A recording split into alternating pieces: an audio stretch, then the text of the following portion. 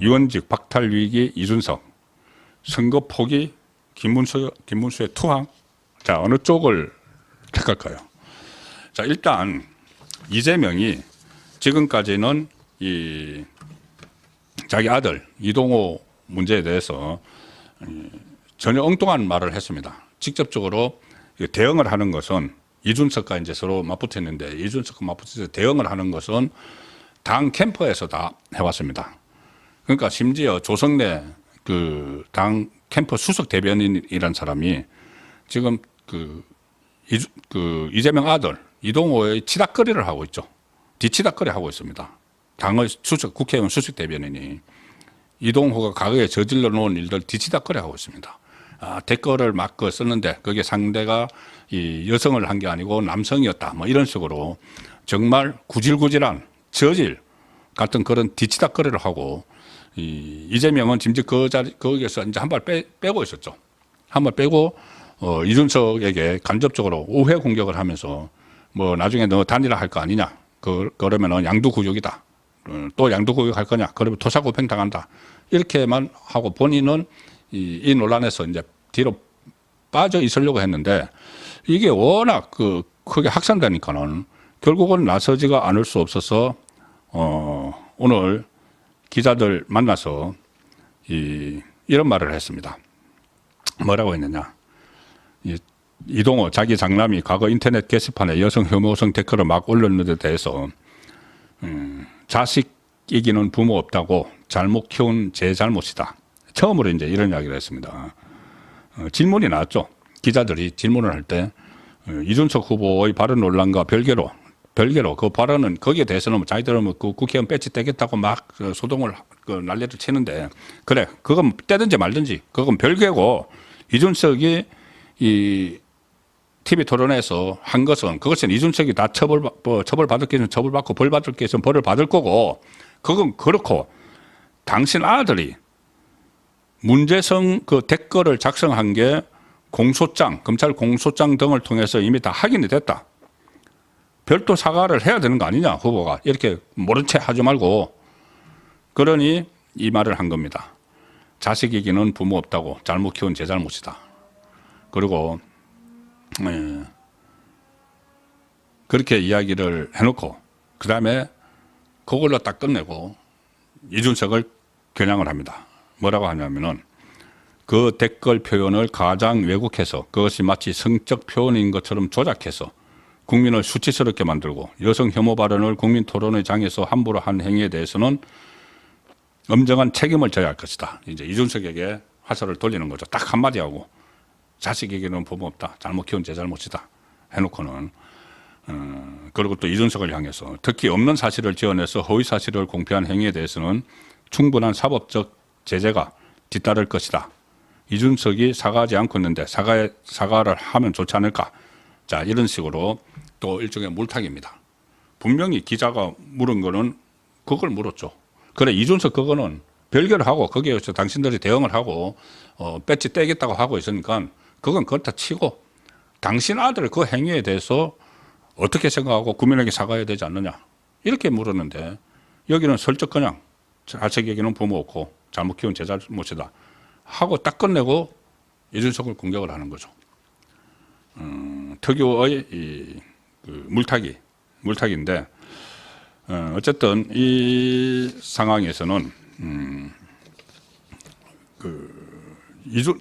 지금 이재명과 이준석이 진흙탕 싸움을 벌이고 있습니다. 진흙탕 싸움을 벌이면서 조금 전에 말씀드린 것처럼 이 유시민 발언까지 겹쳐서 지금 여성 유권자들의 분노가 극에 달하고 있는 상황이죠. 그런데 선거 며칠 안 남은 상황이니까 저는 지금 김문수 후보 쪽에서 서둘러 차별화를 하고 여성과 관련된 이 공약들을 좀 새롭게 좀 내놓을 필요가 있다는 생각도 듭니다. 가령 뭐 예를 들어서 여성 총리, 국무총리, 초대 국무총리를 여성으로 하겠다고, 그리고 여성 참정권을 대폭 넓히겠다, 공천의 비율도 확대하겠다, 뭐 이런 부분들도 있을 것이고, 여성들이 이 뭐 경력 단절 이 부분도 어떤 해결을 하는 그런 것들, 또 좀 이 새로운 그 짧은 기간이지만은 새로운 공약들을 내놔서 여성 비하 논란에 휩싸여 있는 이 좌파 진영을 또 이준석도 마찬가지고 공략을 하는 그런 방안도 지금 뭐라도 해야 되기 때문에 그런 생각을 하게 됩니다. 자, 이준석은 지금 왜 이원적 박탈 위기냐? 민주당을 비롯해서 진보당 그리고 좌파 정당들이 21명이 이준석에 대한 징계안을 국회 윤리위원회에 제출을 했습니다. 징계는 최대가 이원적 제명이죠. 징계안을 내면서 이 좌파 의원들은 이준석이 TV 토론에서 여성의 신체 부위를 언급하며 성폭력과 성희롱 발언을 쏟아냈다. 국민을 상대로 특정 성별을 공연히 비하 모욕해서 성폭력을 자행했다. 이를 시청하던 모든 국민이 성폭력 발언의 피해자가 됐다. 자, 이래서 제명안을 그러니까 징계안을 내는데 이제 제명을 하겠다는 이야기죠. 국회의원 배지 떼겠다는 이야기입니다. 이게 이준석이 왜 무서운가 하면은 그 전에도 무슨 국회의원 뭐 징계안 해서 다 뭐 허지부지 됐죠. 부동산 문제를 해서 다 징계안하고 다 허지부지 됐습니다. 제명을 못하는 이유는 국회의원 3분의 2가 동의를 해야 됩니다. 국회의원을 국회 안에서 윤리위를 거쳐서 본회의에서 제명을 하려면은 3분의 2가 동의를 해야 되는 거죠. 그러니 그동안 자기들 자기 편이라고 같은 같은 배치들끼리 한 식구라고 해서 저 그런 거 안 했습니다. 투표도 안 했고 또 한다고 해도 3분의 1을 못 얻죠. 그 해당 의원이 소속된 정당에서 좀 지금까지는 하면은 좀 한 100석 정도도 가지고 있고 그렇기 때문에 제명이 안 됩니다. 그런데 이준석은 민주당하고 진보당하고 이쪽에서 조국당하고 같이 마음먹으면 바로 제명을 할 가능성이 높아집니다. 3분의 2라고 했죠. 국민의힘이 지금 107명입니다. 그래서 그 108명에서 김상옥 저쪽으로 저쪽 품에 안기는 바람에 107명이죠. 국민의힘 107명 중에서 8명 이상이 이준석 의원 제명해야 돼. 8명 이상 충분히 나올 수 있습니다. 이준석과 워낙 이 감정이 쌓인 국민의힘 의원들이 너무 많고 그 국민의힘 의원들 중에서도 저게 과연 그 국회의원이 할 수 있는 발언이냐 TV 토론에서 그렇게 생각하는 사람들이 많기 때문에 지금 민주당이 밀어붙이면은 그냥 이준석 배지 날아갑니다. 이거 빨리 국회 자기들이 다 장악했으니까 뭐라도 할 수 있죠. 그래서 뭐 그 의원식을 시켜서 의원식이 본회의 열어서 그냥 철회해 버리면은 이준석은 그냥 배지 날아갑니다. 그러니 이준석이 겁먹었죠. 겁을 먹지 않을 수가 없죠. 본인 나름대로는 천실만고 끝에 지금 배지를 달았는데 거기에 이제 날아갈 판이죠. 그러니 오늘 5시 넘어서죠. 5시 넘어서 긴급 기자회견. 또 긴급 기자회견 또 무슨 또 이야기를 하는가 했더니 바로 그 이야기입니다. 민주당과 그 2중대, 3중대, 4중대 여기에 해당하는 정당들이 저를 국회의원직에서 제명하겠다고 한다. 자, 이재명이 만약에 집권한다면 어떠한 일이 벌어질지 예고편처럼 보여주는 풍경이다. 대한민국 역사를 50년 뒤로 후퇴시키는 반민주 포크다. 이 말은 이제 자기를 제명을 하는 것이 이재명이 집권하고 나서 뭐 정치 보복도 하고 이런 것을 다 보여주는 예고편이다. 뭐 그럴 수도 있죠. 이재명은 정치 보복을 지금 하려고 만반의 준비를 다 하고 뭐 내란 정치 프레임을 씌우고 있으니까는. 자, 그런데 이준석은 이제 그거를 이렇게 자기와 연결시켜서 이걸 이제 막아달라. 이제 국민의힘에 이거 막아줄 사람 국민의힘밖에 없죠. 그 이준석 당은 세석밖에 없기 때문에 국민의힘이 막아줄 수가 있죠. 자, 그런데 이것이 이제 교묘하게 이것은 이재명의 정치보복 예고편이다. 이것이 이제 부각을 시키는 겁니다. 자, 같이 좀 막아다오. 이런 이야기죠. 이재명 유신 독재의 출발을 알리는 서국과도 같아. 자기를 제명하는 것이.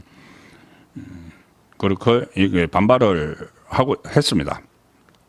이런저런 이야기를 했는데, 윤석열은 정권을 잡고 나서 저를 죽이러 들더니 이재명은 정권을 잡기도 전에 저를 죽이고 시작하려는 것 같아.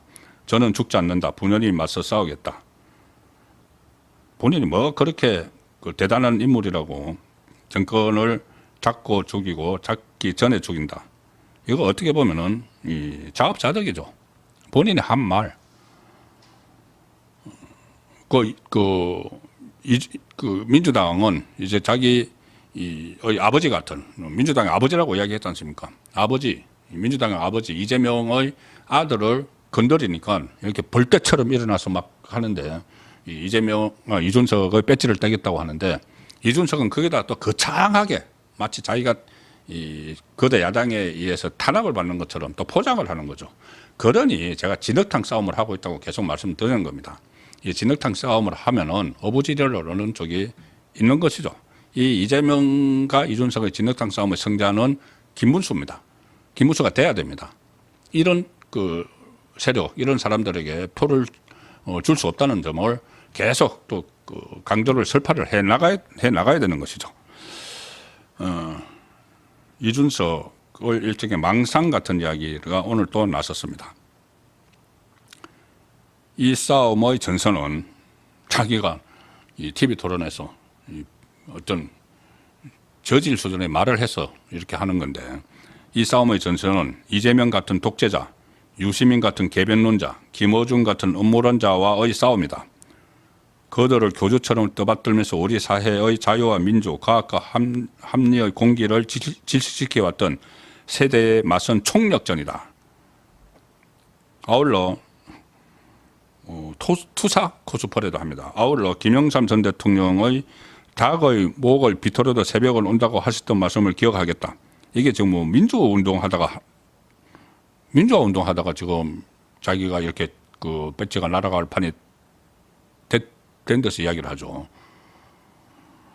노무현 전 대통령이 사랑했던 상록수 가사처럼 깨치고 나아가 끝내 이기겠다. 정말 제가 정치부 기자 88년부터 했습니다. 그때부터 정치판은 쭉 왔는데 지금과 같은 이런 정치판은